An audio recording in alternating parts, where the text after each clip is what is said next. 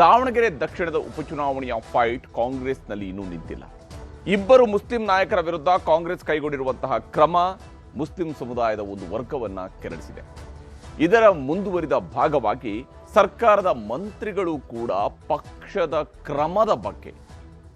ಕೈಗೊಂಡಿರುವಂತಹ ಕ್ರಮದ ಬಗ್ಗೆ ಬಹಿರಂಗ ಅಸಮಾಧಾನ ಹೊರಹಾಕ್ತಾ ಇದ್ದಾರೆ. ಇದುವೇ ಇವತ್ತಿನ ಪಂಚಾಯಿತಿಯ ಮೊದಲ ಸುದ್ದಿ, ನಿಲ್ಲದ ಗುದ್ದಾಟ. ಕಾಂಗ್ರೆಸ್ನಲ್ಲಿ ಸದ್ಯಕ್ಕಂತೂ ಈ ಗುದ್ದಾಟ ನಿಂತಿಲ್ಲ, ನಿಲ್ಲುವ ಲಕ್ಷಣ ಕೂಡ ಕಾಣ್ತಾ ಇಲ್ಲ. ಇಲ್ಲಿ ಈಗಾಗಲೇ ಇಬ್ಬರ ವಿರುದ್ಧ ಕ್ರಮ ಕೈಗೊಳ್ಳಲಾಗಿದೆ. ಒಬ್ಬರನ್ನ ವಜಾ ಮಾಡಲಾಗಿದೆ, ಒಬ್ಬರನ್ನ ಹುದ್ದೆಯಿಂದ ವಜಾ ಮಾಡಲಾಗಿದೆ, ಮತ್ತೊಬ್ಬರನ್ನ ಪಕ್ಷದಿಂದಲೇ ಅಮಾನತು ಮಾಡಲಾಗಿದೆ. ಈ ಎರಡೂ ಪ್ರಕರಣಗಳಲ್ಲಿ ಈ ಇಬ್ಬರ ವಿರುದ್ಧ ಕ್ರಮ ಕೈಗೊಳ್ಳುವಾಗಲೂ ಯಾವುದೇ ನೋಟಿಸ್ ರವಾನೆ ಆಗಿಲ್ಲ. ಇದನ್ನೇ ನಿಯಮಗಳ ಪಾಲನೆ ಮಾಡಬೇಕಾಗಿತ್ತು ಅಂತೇಳಿ ಪಕ್ಷದ ಕ್ರಮದ ಬಗ್ಗೆ ಅದೇ ಪಕ್ಷದಿಂದ ಆಯ್ಕೆಯಾಗಿ ಬಂದಿರುವ ಸಚಿವರುಗಳು ಅಸಮಾಧಾನ ಹೊರಹಾಕ್ತಾ ಇದ್ದಾರೆ ಬಹಿರಂಗವಾಗಿ. ಮತ್ತೊಂದು ಕಡೆಯಲ್ಲಿ ಮುಸ್ಲಿಂ ಧರ್ಮಗುರುಗಳು, ಎಐಸಿಸಿ ಅಧ್ಯಕ್ಷರಾಗಿರುವ ಮಲ್ಲಿಕಾರ್ಜುನ ಖರ್ಗೆ, ಲೋಕಸಭೆ ಪ್ರತಿಪಕ್ಷ ನಾಯಕ ರಾಹುಲ್ ಗಾಂಧಿ ಸೇರಿದಂತೆ ಕಾಂಗ್ರೆಸ್ನ ಹೈಕಮಾಂಡ್ ನಾಯಕರಿಗೆ ಮತ್ತು ರಾಜ್ಯ ನಾಯಕರುಗಳಿಗೆ ಒಂದು ಪತ್ರ ಬರೆದಿದ್ದಾರೆ.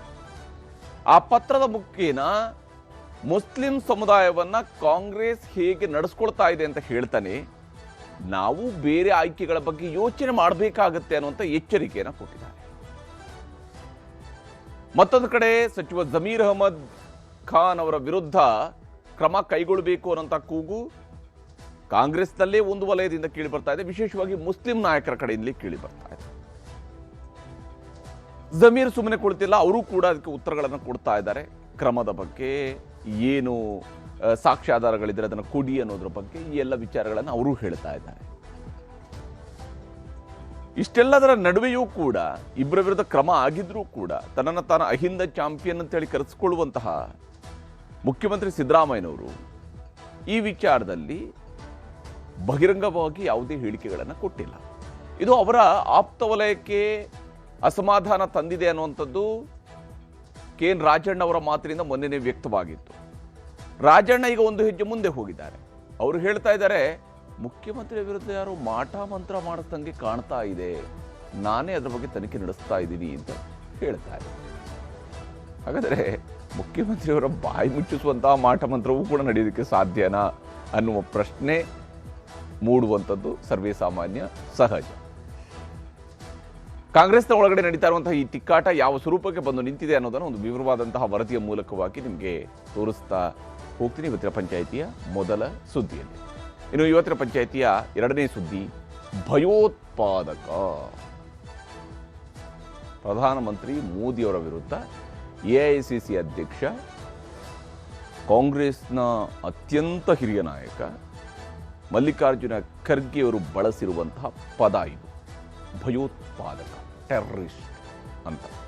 ತಮಿಳುನಾಡು ಚುನಾವಣೆಯಲ್ಲಿ ಬಹಿರಂಗ ಪ್ರಚಾರದ ಅಂತ್ಯಕ್ಕೂ ಮುಂಚಿತವಾಗಿ, ಇವತ್ತು ಕಡೇ ದಿವಸ ಅಲ್ಲಿ ಬಹಿರಂಗ ಪ್ರಚಾರ, ಅದಕ್ಕೂ ಮುಂಚಿತವಾಗಿ ಒಂದು ಸುದೀರ್ಘ ಸುದ್ದಿಗೋಷ್ಠಿಯನ್ನ ಎಐಸಿಸಿ ಅಧ್ಯಕ್ಷ ಮಲ್ಲಿಕಾರ್ಜುನ ಖರ್ಗೆಯವರು ಹಾಗೆಯೇ ಎಐಸಿಸಿಯ ಸಂಘಟನಾ ಪ್ರಧಾನ ಕಾರ್ಯದರ್ಶಿ KC ವೇಣುಗೋಪಾಲ್ ಅವರು ಕರೆದಿದ್ದರು. ಆ ಸುದ್ದಿಗೋಷ್ಠಿಯಲ್ಲಿ ಆರಂಭಿಕವಾಗಿ ಮಾತಾಡ್ತಿದ್ದು ಯಾವುದೇ ಪ್ರಶ್ನೆಗಳಿಗೆ ಉತ್ತರ ಅಲ್ಲ. ಆರಂಭಿಕವಾಗಿ ಮಾತನಾಡ್ತಾ ಬಿಜೆಪಿ ಮತ್ತು AIADMK ನಡುವಿನ ಮೈತ್ರಿಯ ಬಗ್ಗೆ ಪ್ರಸ್ತಾಪಿಸುವ ವೇಳೆ ಪ್ರಧಾನಮಂತ್ರಿ ಮೋದಿಯವರ ವಿರುದ್ಧ ಟೆರರಿಸ್ಟ್ ಅನ್ನುವಂತಹ ಪದವನ್ನು ಮಲ್ಲಿಕಾರ್ಜುನ ಖರ್ಗೆಯವರು ಬಳಕೆ ಮಾಡಿದ್ದಾರೆ. ಸುದೀರ್ಘ ಅವಧಿಯಲ್ಲಿ ದೇಶವನ್ನು ಆಳ್ತಾ ಇರುವಂತಹ ಪ್ರಧಾನಮಂತ್ರಿ ವಿರುದ್ಧ, 3 ಚುನಾವಣೆಗಳಲ್ಲಿ ಸತತವಾಗಿ ಗೆದ್ದು ಬಂದಿರುವಂತಹ ಪ್ರಧಾನಮಂತ್ರಿಯ ವಿರುದ್ಧ ಬಳಸಿರುವಂತಹ ಪದ. ಸಹಜವಾಗಿಯೇ ಬಿಜೆಪಿ ಇದರ ವಿರುದ್ಧ ಆಕ್ರೋಶವನ್ನು ವ್ಯಕ್ತಪಡಿಸ್ತಾ ಇದೆ. ಆದರೆ ವಿಶೇಷ ಅಂದರೆ ಇಂಥದ್ದೊಂದು ಪದ ಬಳಕೆ ಮಾಡಿದ ನಂತರವೂ ಕೂಡ ಕಾಂಗ್ರೆಸ್ ಅದನ್ನು ಸಮರ್ಥಿಸ್ಕೊಳ್ತಾ ಇದೆ, ವಿವರಣೆಯನ್ನು ಕೊಡ್ತಾ ಇದೆ, ನನ್ನ ಮಾತುಗಳನ್ನು ತಿರುಚಲಾಗಿದೆ ಅಂತ ಹೇಳ್ತಾ ಇದ್ದಾರೆ. ಯಾವ ಸ್ವರೂಪದಲ್ಲಿ ಅಂದ್ಕೊಂಡು ನಿಮಗೆ ವಿವರಿಸಿ ಇವತ್ತಿನ ಪಂಚಾಯಿತಿಯ ಎರಡನೇ ಸುದ್ದಿಯಲ್ಲಿ. ಈಗ ಮೊದಲ ಸುದ್ದಿ ಕಡೆಗೂ ಕೂಡ ಬಹಳ ಮುಖ್ಯವಾಗಿ ನಿಲ್ಲದ ಗುದ್ದಾಟ. ಯಾವ ಸ್ವರೂಪದಲ್ಲಿ ಕಾಂಗ್ರೆಸ್ನ ಒಳಗಡೆ ಆಂತರಿಕವಾಗಿ ನಡೀತಾ ಇರುವಂತಹ ಈ ಗುದ್ದಾಟ ಹೇಗೆಲ್ಲ ನಡೀತಾ ಇದೆ, ಒಳಗೊಳಗಿನ ಗುದ್ದಾಟದ ಪರಿಣಾಮಗಳು ಏನೇನಿದ್ದಾವೆ ಅನ್ನೋದನ್ನು ನಿಮಗೆ ತೋರಿಸ್ತೀನಿ.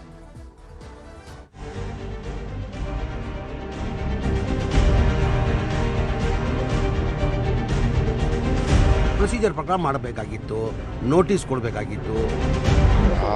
ಯಾರು ಹಾಗೆ ಸಾಧಿಸ್ತಾ ಇಲ್ಲ, ಯಾರು ಮಾಡ್ತಾ ಇಲ್ಲ. ಅಲ್ಪಸಂಖ್ಯಾತರ ಲೀಡರ್ಗಳಿದ್ದರು, ಅವ್ರ ಎದುರುಗಡೆನೇ ತೀರ್ಮಾನ ಆಯಿತು, ಅವರು ಒಪ್ಕೊಂಡು.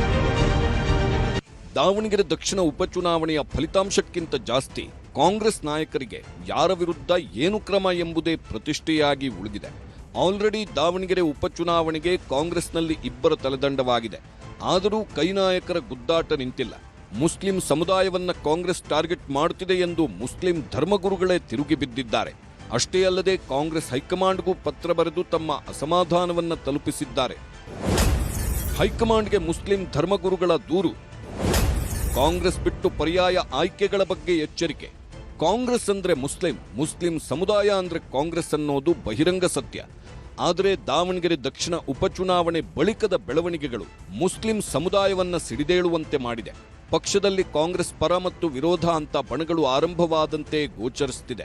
ನಮ್ಮನ್ನ ನಡೆಸ್ಕೊಳ್ತಿರೋ ಪರಿ ಸರಿಯಿಲ್ಲ ಅಂತ ಎಐಸಿಸಿ ಅಧ್ಯಕ್ಷ ಮಲ್ಲಿಕಾರ್ಜುನ್ ಖರ್ಗೆ, ಲೋಕಸಭಾ ವಿಪಕ್ಷ ನಾಯಕ ರಾಹುಲ್ ಗಾಂಧಿ, ಮುಖ್ಯಮಂತ್ರಿ ಸಿದ್ದರಾಮಯ್ಯ, ಉಪಮುಖ್ಯಮಂತ್ರಿ ಡಿಕೆ ಶಿವಕುಮಾರ್ ಸೇರಿದಂತೆ ಹಲವು ನಾಯಕರಿಗೆ ಮುಸ್ಲಿಂ ಧರ್ಮಗುರುಗಳ ಸಂಘಟನೆಗಳ ಒಕ್ಕೂಟ ಖಡಕ್ ಪತ್ರ ಬರೆದಿದೆ. ಮುಸ್ಲಿಮರ ಬಗ್ಗೆ ನಿರ್ಲಕ್ಷ್ಯ ಧೋರಣೆ ಈಗ ಮುಂದಿನ ಹಂತಕ್ಕೆ ತಲುಪಿದೆ. ಸಮುದಾಯದ ಜೊತೆ ಕಾಂಗ್ರೆಸ್ ಪಕ್ಷದ ತಾರತಮ್ಯ ನೀತಿ ಸರಿಯಲ್ಲ. ನಮಗೆ ಆಯ್ಕೆಗಳಿದ್ದರೂ ಕಾಂಗ್ರೆಸ್ ಪಕ್ಷವನ್ನ ಸಮುದಾಯ ಸದಾ ಬೆಂಬಲಿಸುತ್ತಲೇ ಬಂದಿದೆ. ಆಡಳಿತ ನೇಮಕಾತಿಗಳಲ್ಲಿ ಸಮುದಾಯವನ್ನ ಸಂಪೂರ್ಣ ನಿರ್ಲಕ್ಷಿಸಲಾಗಿದೆ. ದಾವಣಗೆರೆ ದಕ್ಷಿಣ ಉಪಚುನಾವಣೆ ಟಿಕೆಟ್ ವಿಚಾರದಲ್ಲಿ ನಮಗೆ ಆಘಾತವಾಗಿದೆ. ಹೀಗೆ ಆದರೆ ನಮ್ಮ ರಾಜಕೀಯ ಆಯ್ಕೆಗಳ ಬಗ್ಗೆ ಆಲೋಚಿಸಬೇಕಾಗುತ್ತದೆ. ಟಿಕೆಟ್ ಕೇಳಿದ್ದೇ ಅಪರಾಧ ಎಂಬಂತೆ ನಮ್ಮ ಜೊತೆ ನಡೆದುಕೊಳ್ಳಲಾಗಿದೆ. ಮತದಾನ ಮುಗಿದ ಕೂಡಲೇ ಹಗೆ ಸಾಧಿಸುವ ಹಾಗೆ ಪಕ್ಷ ನಡೆದುಕೊಂಡಿದೆ. ಸೂಕ್ತ ಕಾರಣ ವಿವರಣೆಗೂ ಅವಕಾಶ ನೀಡದೆ ಏಕಾಏಕಿ ವಜಾ ಮಾಡಲಾಗಿದೆ. ಇದು ಮುಸ್ಲಿಂ ಸಮುದಾಯಕ್ಕೆ ಗಾಯದ ಮೇಲೆ ಬರೆ ಎಳೆದಂತಾಗಿದೆ. ಸಮುದಾಯದ ಬಗ್ಗೆ ಕೆಪಿಸಿಸಿ ಅಧ್ಯಕ್ಷರ ಹೇಳಿಕೆ ಅತ್ಯಂತ ಖಂಡನೀಯ ಅಂತ ಡಿಸಿಎಂ ಡಿಕೆಶಿ ವಿರುದ್ಧ ನೇರವಾಗಿಯೇ ಅಸಮಾಧಾನ ಹೊರಹಾಕಿದ್ದಾರೆ. ಈಗ ಎಲ್ಲ ಸರಿಪಡಿಸ್ತೀವಿ. ಗುರುಗಳು ಅಸಮಾಧಾನ ಆಗಿರೋದು ನಿಜನೇ. ನಾವು ಅವ್ರ ಜೊತೆ ಮಾತಾಡಿ ಎಲ್ಲ ಸರಿಪಡಿಸ್ತೀವಿ. ಕೆಪಿಸಿಸಿ ಶಿಸ್ತು ಕ್ರಮದ ವಿರುದ್ಧ ಸಿಡಿದೆದ್ದ ಜಮೀರ್, ಡಿಸಿಎಂ ಡಿಕೆಶಿ ವಿರುದ್ಧ ತೀವ್ರ ಅಸಮಾಧಾನ. ಇನ್ನು ಪಕ್ಷ ವಿರೋಧಿ ಚಟುವಟಿಕೆ ಅಂತ ಎಂಎಲ್ಸಿಗಳಾದ ಕೆ ಅಬ್ದುಲ್ ಜಬ್ಬಾರ್ ಮತ್ತು ನಸೀರ್ ಅಹಮದ್ ವಿರುದ್ಧ ತೆಗೆದುಕೊಂಡ ಶಿಸ್ತು ಕ್ರಮದ ವಿಚಾರವಾಗಿ ಸಚಿವ ಜಮೀರ್ ಅಹಮದ್ ಖಾನ್ ತೀವ್ರ ಅಸಮಾಧಾನ ಹೊರಹಾಕಿದ್ರು. ಏಕಾಏಕಿ ಕಾರಣ ಕೇಳದೆ ಶಿಸ್ತು ಕ್ರಮ ತಗೊಂಡಿದ್ದು ಸರಿಯಾದ ನಿರ್ಧಾರವಲ್ಲ. ಕ್ರಮಕ್ಕೂ ಒಂದು ಪ್ರಕ್ರಿಯೆ ಇದೆ.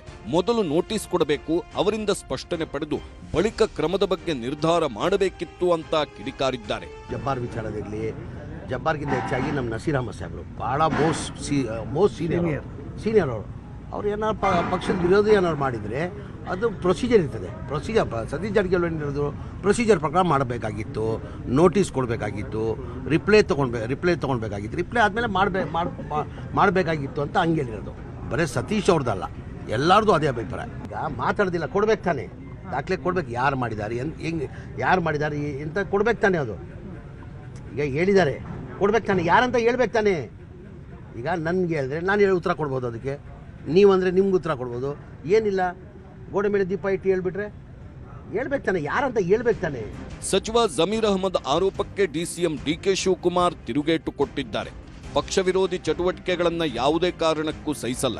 ಕೆಪಿಸಿಸಿ ಅಧ್ಯಕ್ಷರಾಗಿ ತಪ್ಪು ಮಾಡಿದವರ ಮೇಲೆ ವರಿಷ್ಠರ ಸೂಚನೆಯಂತೆ ಕ್ರಮ ಕೈಗೊಳ್ಳಲಾಗಿದೆ.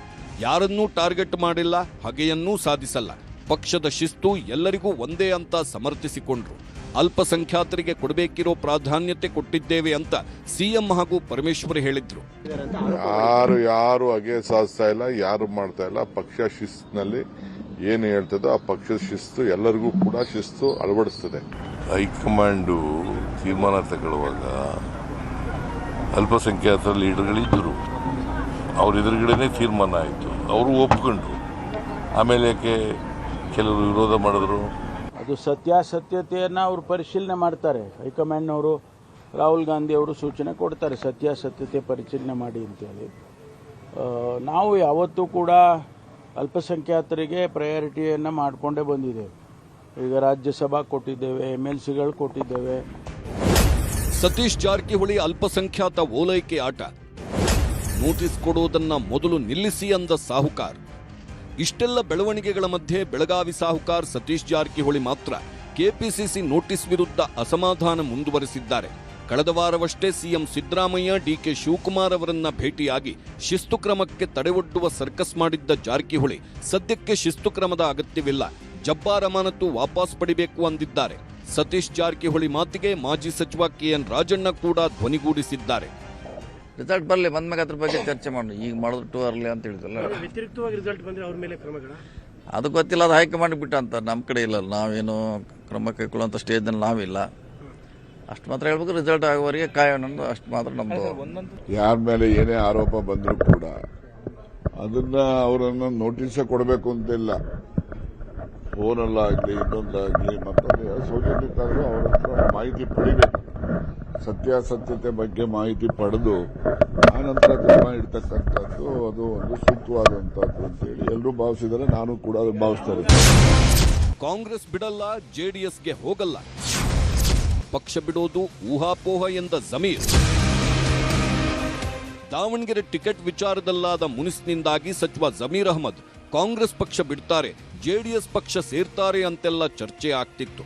ಆದರೆ ಇದಕ್ಕೆಲ್ಲ ಇವತ್ತು ಸಚಿವ ಜಮೀರ್ ಅಹಮದ್ ತೆರೆ ಎಳೆದಿದ್ದಾರೆ. ನಾನು ಯಾವುದೇ ಕಾರಣಕ್ಕೂ ಕಾಂಗ್ರೆಸ್ ಬಿಡಲ್ಲ, ಪಕ್ಷ ನನಗೆ ಎಲ್ಲವನ್ನೂ ಕೊಟ್ಟಿದೆ, ಪಕ್ಷ ಬಿಡ್ತಾರೆ ಅನ್ನೋದು ಊಹಾಪೋಹ ಅಂತ ವಿಚಾರಕ್ಕೆ ತೆರೆ ಎಳೆದಿದ್ದಾರೆ. ಥೋ ಅಲ್ಲ, ಹೂವಾಪುವ ಸುದ್ದಿರಿ. ನಾನಿನಿಗೆ JDS ಹೋಗ್ಲಿ, ಆ ಪಕ್ಷ ಬಿಟ್ಟು ಬಂದಿರೋದು. ಕಾಂಗ್ರೆಸ್ ಪಕ್ಷ ನನಗೇನು ಕಡಿಮೆ ಮಾಡಿದೆ? ನಾನು ನಿರೀಕ್ಷೆನೂ ಇಟ್ಟಿಲ್ಲ. 2017 ಕಾಂಗ್ರೆಸ್ ಬಂದೆ. ನನ್ನ 2018 ಸಮ್ಮಿಶ್ರ ಸರ್ಕಾರ, ಅದೂ ಸಮ್ಮಿಶ್ರ ಸರ್ಕಾರದಲ್ಲಿ ಕುಮಾರಸ್ವಾಮಿ ಮುಖ್ಯಮಂತ್ರಿ ಆಗಿದ್ದರು. ಅದಲ್ಲಿ ನಾನು ಮಂತ್ರಿ ಮಾಡ್ತಾರಂತ ನಾನು ನಿರೀಕ್ಷೆನೂ ಇಟ್ಟಿಲ್ಲ, ಯಾರ್ತಾನೂ ಕೇಳಿಲ್ಲ. ಆ ಟೈಮಲ್ಲೇ ಪಕ್ಷ ನನಗೆ ಮಂತ್ರಿ ಮಾಡಿಬಿಟ್ಟು 5 ಪೋರ್ಟ್ಫೋಲಿಯೋ ಕೊಟ್ಟಿದ್ರು. ತಿರ್ಗಾ 2023 ನನಗೆ 4 ಖಾತೆ ಕೊಟ್ಟಿದ್ದಾರೆ. ಏನು ಹೇಳಿ, ಏನು ಕಾಂಗ್ರೆಸ್ ಪಕ್ಷ ಕಡಿಮೆ ಮಾಡಿದೆ ನನಗೆ? ನನ್ನ ಜನತಾದಳ ಹೋಗಕ್ಕೆ ನಾನು ನಿರೀಕ್ಷೆನೇ ಇಟ್ಟಿಲ್ಲ. ಅದು ಯಾವುದು ಆ ಥರದ ಊಹಾಪೋಹ, ಆ ಥರದ ಸಾಧ್ಯತೆಗಳಿಲ್ಲ. ಪ್ರಸ್ತುತ ಬೆಳವಣಿಗೆಗಳ ಬಗ್ಗೆ ಸಿಎಂ ಸೈಲೆಂಟ್ ಆಗಿದ್ದೇಕೆ? ಮಾಟ ಮಂತ್ರದ ಬಾಂಬ್ ಸಿಡಿಸಿದ ಸಚಿವ ಕೆಎನ್ ರಾಜಣ್ಣ. ದಾವಣಗೆರೆ ದಕ್ಷಿಣದ ವಿಚಾರದಲ್ಲಿ ಇಷ್ಟೆಲ್ಲ ಬೆಳವಣಿಗೆಗಳಾಗುತ್ತಿದ್ರು ಸಿಎಂ ಸಿದ್ದರಾಮಯ್ಯ ಮಾತ್ರ ಇಬ್ಬರು ಮುಸ್ಲಿಂ ನಾಯಕರ ವಿರುದ್ಧದ ಕ್ರಮದ ಬಗ್ಗೆ ತುಟಿ ಬಿಚ್ಚಿಲ್ಲ. ಇದರ ಬಗ್ಗೆ ಮಾಜಿ ಸಚಿವ ಕೆಎನ್ ರಾಜಣ್ಣ ಮೊನ್ನೆಯಷ್ಟೇ ಅಸಮಾಧಾನ ಹೊರಹಾಕಿದ್ರು. ಇದೀಗ ಮತ್ತೆ ಮಾತು ಮುಂದುವರೆಸಿರೋ ಕೆಎನ್ ರಾಜಣ್ಣ ಸಿಎಂ ಸೈಲೆಂಟ್ ಆಗಿರುವುದಕ್ಕೆ ಯಾರೋ ಮಾಟ ಮಂತ್ರ ಮಾಡಿಸಿರಬಹುದು ಅಂತ ಲೇವಡಿ ಮಾಡಿದ್ದಾರೆ. ಅಲ್ಲದೆ ಅದರ ಬಗ್ಗೆ ನಾನೇ ತನಿಖೆ ಮಾಡುತ್ತೇನೆ ಎನ್ನುವ ಮೂಲಕ ಕುತೂಹಲ ಹುಟ್ಟುಹಾಕಿದ್ದಾರೆ. ನಾನು ಹೇಳಕ್ ಹೋಗಲ್ಲ. ನನ್ನ ಅನುಭವದಲ್ಲೂ ನಾನು ಮೊನ್ನೆನೇ ಹೇಳಿದ್ದೀನಿ, ಅಸಹಾಯಕರಿದ್ದಾರೆ ಅಂತೇಳಿ ಹೇಳಿದ್ದೇನೆ. ನಾನು ಒಂದೊಂದ್ಸರಿ CM ಇಷ್ಟೊಂದು ಅಸಹಾಯಕರ ಆಗ್ತಾ ಇದಾರಲ್ಲ ಅಂತಕ್ಕಂಥದ್ದು ನೋಡಿದಾಗ ಯಾರಾದರೂ ಮಾಟ ಮಂತ್ರ ಮಾಡಿಸ್ಬಿಟ್ಟವ್ರೇನೋ ಅವ್ರ ಮೇಲೆ ಸ್ವಲ್ಪ ವಿಚಾರ ಮಾಡ್ತಾ ಇದ್ದೀನಿ. ಆಸ್ತಿಕರೋ ನಾಸ್ತಿಕರೋ ನೋಡ್ರಿ, ಆಸ್ತಿ ಯಾವಾಗಲಾದರೂ ಕೂಡ ಮನುಷ್ಯನ ಮೇಲೆ ಏನಾದರೂ ಪರಿಣಾಮ ಆಗಬೇಕು ಅಂದ್ರೆ ಅವ್ರು ಆಸ್ತಿಕರೇ ಆಗಿರಬೇಕು ಅಂತಲ್ಲ, ಅಥವಾ ನಾಸ್ತಿಕರಾಗಿರ್ಬೇಕು ಅಂತನೂ ಅಲ್ಲ. ಬರ್ತಕ್ಕಂಥ ತೊಂದರೆ ಯಾರನ್ನೂ ಬಿಡೋದಿಲ್ಲ. ನಾನು ಮಾಟ ಮಂತ್ರದಲ್ಲಿ ನಂಬಿಕೆ ಇಲ್ಲದೇ ಇರೋನು, ಗೊತ್ತಾಯ್ತಾ? ಆದ್ರೆ ಮಾಡಿರ್ಬೋದೇನೋ ಯಾರಾದ್ರೂ ಅಂತ ಹೇಳಿ ಆಗಿದೆಯೋ ಆಗಿಲ್ವೋ ಅದನ್ನ ಇನ್ವೆಸ್ಟಿಗೇಟ್ ಮಾಡ್ತಾ ಇದ್ದೀನಿ. CM ಅವರಿಗೆ ಯಾರು ಏನು ಗಟ್ಟಿಯಾಗಿ ನಿಲ್ಲಿ ಅಂತ ಹೇಳಿಸ್ಕೊಳ್ಳೋ ಅಂತ ಅಸಹಾಯಕತೆ ಅವ್ರಿಗೆ ಬಂದಿಲ್ಲ. ಅವ್ರು ಯಾವಾಗಲೂ ಗಟ್ಟಿನೇ. ಆದ್ರೆ ಈ ಕೆಲವು ಬೆಳವಣಿಗೆಗಳು ನಡೀತಾ ಇರತಕ್ಕಂಥ ಹಿನ್ನೆಲೆಯಲ್ಲಿ ಕೆಲಸದ ಒತ್ತಡನೋ ಬೇರೆ ಒತ್ತಡನೋ ಅವರು ಒಂದು ಸ್ವಲ್ಪ ಸೈಲೆಂಟ್ ಇದ್ದಾರೆ ಅಂತ ಯಾರನ್ನ ಹೇಳಿದ್ರೆ ಅದು ಸರಿ ಏನೋ ಅಂತ ನಮಗೂ ಅನಿಸುತ್ತೆ. ಆದ್ರೆ ಏನು ಅಸಹಾಯಕತೆ ಬಗ್ಗೆ ನಾನು ಈಗಾಗಲೇ ಹೇಳ್ದಂಗೆ ಮಾಟ ಮಂತ್ರ ಏನೋ ಮಾಡಿಸ್ಬಿಟ್ಟಿದಾರೇನೋ ಅನ್ನೋ ಜನ ಮಾತಾಡ್ತಾರಲ್ಲ, ಅದನ್ನ ನಾನು ನಂಬುವಾಗ ಆಗ್ತದೆ. ಯಾರು ಮಾಡಿರಬಹುದು ಅನ್ನೋದನ್ನು ನಾನು ಇನ್ವೆಸ್ಟಿಗೇಟ್ ಮಾಡ್ತಾ ಇದ್ದೀನಿ, ಆಮೇಲೆ ನಿಮ್ಗೆ ತಿಳಿಸ್ತೀನಿ. ಈಗ ಏನಿದೆ, ಮೇ ತಿಂಗಳಲ್ಲಿ ರಾಜಕೀಯ ಬೆಳವಣಿಗೆಗಳು ಕೂಡ ಆಗ್ತವೆ. ಮತ್ತೆ ಸಿದ್ದರಾಮಯ್ಯನವರು ಕೂಡ ಏನು ಅಸಹಾಯಕರು ಅಂತ ಹೇಳ್ತಕ್ಕಂಥದ್ದು ಸರಿಯಾದ್ದೇನಲ್ಲ. ಅವರು ಸಹಾಯಕರನ್ನೇ, ಎಲ್ಲ ಶಕ್ತಿ ಇದೆ ಅವರಿಗೆ. ಮುಂದಿನ ದಿನಗಳಲ್ಲಿ ಎಲ್ಲವೂ ಸರಿ ಹೋಗ್ತದೆ. ಮತ್ತೊಂದೆಡೆ ಮೈಸೂರಿನಲ್ಲಿ ಮಾತನಾಡಿರೋ ಸಚಿವ ಸತೀಶ್ ಜಾರಕಿಹೊಳಿ ಸಿದ್ದರಾಮಯ್ಯ ಕಾಂಪ್ರಮೈಸ್ ಪಾಲಿಟಿಕ್ಸ್ ಮಾಡುತ್ತಿದ್ದಾರೆ, ಕಾಂಪ್ರಮೈಸ್ ಪಾಲಿಟಿಕ್ಸ್ ಈಗ ಅನಿವಾರ್ಯವಾಗಿದೆ ಅಂದ್ರು. ಮತ್ತೊಂದೆಡೆ ಟಗರು ಯಾವತ್ತಿದ್ರೂ ಟಗರೆ ಅನ್ನೋ ಮೂಲಕ ಸಚಿವ ಜಮೀರ್ ಅಹಮದ್ ಮುಂದೈತೆ ಮಾರಿ ಹಬ್ಬ ಅನ್ನೋ ಸಂದೇಶ ಕೊಟ್ಟರು. ಹೇಳಿದಿಲ್ಲ, ಆ ಥರ ಆಗೋಲ್ಲ. ಒಂದೇ ಸಾರಿ ಸ್ಟ್ರಿಕ್ಟ್ ಆಗಿರ್ಲಿಕ್ಕೆ ಆಗೋಲ್ಲ, ಲೂಸ್ ಆಗಿರ್ಲಿಕ್ಕೆ ಆಗೋಲ್ಲ. ಒಂದೊಂದು ಸಾರಿ ಕಾಂಪ್ರಮೈಸ್ ರಾಜಕೀಯ ಅನಿವಾರ್ಯ. ಸೊ ಹಾಗಾದಾಗ ಅವ್ರಿಗೆ ಆಗ ಅನಿಸಿರ್ಬೋದು. ಕಾದ್ ನೋಡೋಣ ಅದಕ್ಕೋರ. ಇಲ್ಲ ಸಿದ್ದರಾಮಯ್ಯ ಟಗರ್ ಮುಂಚೆ ಹೆಂಗಿದ್ರು ಈಗಲೂ ಹಂಗೆ ಇದ್ದಾರೆ. ಅವ್ರು ಟಗರ್ ಮಾತಾಡ್ತಾರೆ, ಅಗತ್ಯ ಇದ್ರೆ ಮಾತಾಡ್ತಾರೆ, ಸುಮ್ಮನೆ ಮಾತಾಡ್ತಾರ. ನಮ್ಮ ಮುಖ್ಯಮಂತ್ರಿ ಅವರು ನಮ್ಮ ಮುಖ್ಯಮಂತ್ರಿ ಅವರು ಸೈಲೆಂಟ್ ಇವಾಗ ಇರ್ಬೋದು, ಈಗ ಸೈಲೆಂಟ್ ಆಗಿರ್ಬೋದು, ಆದರೆ ಅವರು ಮಾತಾಡಿದ್ರೆ ಅದು ಬೇರೆ ಥರ ಸೌಂಡ್. ಒಟ್ಟಾರೆ ದಾವಣಗೆರೆ ದಕ್ಷಿಣ ಕ್ಷೇತ್ರದ ಉಪಚುನಾವಣೆಯ ನಂತರ ಕಾಂಗ್ರೆಸ್ ಪಾಳ್ಯದಲ್ಲಿ ಹೊತ್ತಿಕೊಂಡಿರುವ ಭಿನ್ನಮತದ ಕಿಡಿ ಇನ್ನೂ ಆರಿಲ್ಲ. ಜಮೀರ್ ವಿರುದ್ಧ ಕ್ರಮ ಕೈಗೊಳ್ಳಬೇಕು ಎಂದು ಕಾಂಗ್ರೆಸ್ನಲ್ಲಿರುವ ಮುಸ್ಲಿಮರ ಒಂದು ಬಣ ಒತ್ತಾಯಿಸುತ್ತಿದ್ದರೂ ಕ್ರಮ ಕೈಗೊಳ್ಳಲು ಹೈಕಮಾಂಡ್ ಕೂಡ ಹಿಂದೆ ಮುಂದೆ ನೋಡ್ತಿರುವುದು ಗೋಚರಿಸುತ್ತಿದೆ. ದಾವಣಗೆರೆ ದಕ್ಷಿಣದ ಫಲಿತಾಂಶ ಹೊರಬಿದ್ದ ಮೇಲೆ ಇನ್ನೂ ಯಾವ ಸ್ವರೂಪದಲ್ಲಿ ಯಾರ ವಿರುದ್ಧ ಕ್ರಮ ಕೈಗೊಳ್ಳುತ್ತಾರೆ ಎಂಬುದನ್ನು ನೋಡಬೇಕಿದೆ. Bureau report, news 18. ಹೀಗೆ ಇಲ್ಲಿ ಕಾಂಗ್ರೆಸ್ ನಾಯಕರು ಒಬ್ಬೊಬ್ಬರು ಒಂದೊಂದು ರೀತಿಯಲ್ಲಿ ಮಾತನಾಡ್ತಾ ಇದ್ದಾರೆ. ಭಿನ್ನಮತದ ಕಿಡಿ ಅಂತೂ ಇದ್ದೇ ಇದೆ. ಅದನ್ನು ಆರಿಸೋದ್ರ ಬದಲಿಗೆ ಅದಕ್ಕೆ ಮತ್ತಷ್ಟು ಗಾಳಿ ಹಾಕೋ ಪ್ರಯತ್ನವೂ ಕೂಡ ಸಾಗ್ತಾ ಇದೆ. ಹೀಗಾಗಿನೇ ಮೇ 4 ನಂತರ ದಾವಣಗೆರೆ ದಕ್ಷಿಣದ ಫಲಿತಾಂಶ ಬಂದ ನಂತರ ಅಸಲಿ ಆಟ ಶುರುವಾಗುವಂಥದ್ದಿದೆ. ಈ 2 ಬೈ ಎಲೆಕ್ಷನ್ಗಳಲ್ಲಿ ಕಾಂಗ್ರೆಸ್ ಗೆಲುವು ಮತ್ತು ಸೋಲು ಅಥವಾ ಗೆದ್ದದರ ಮಾರ್ಜಿನ್, ವಿಶೇಷವಾಗಿ ದಾವಣಗೆರೆ ದಕ್ಷಿಣದ ವಿಚಾರ, ಇವೆಲ್ಲವೂ ಕೂಡ ಬಹಳ ದೊಡ್ಡ ಚರ್ಚೆಗೆ ಕಾರಣ ಆಗುತ್ತೆ ಮತ್ತು ಕಾಂಗ್ರೆಸ್ ಒಳಗಡೆ ಮತ್ತಷ್ಟು ಬೆಳವಣಿಗೆಗಳು ಕೂಡ ಕಾರಣ ಆಗುವ ಲಕ್ಷಣವನ್ನು ತೋರಿಸ್ತಾ ಇದೆ.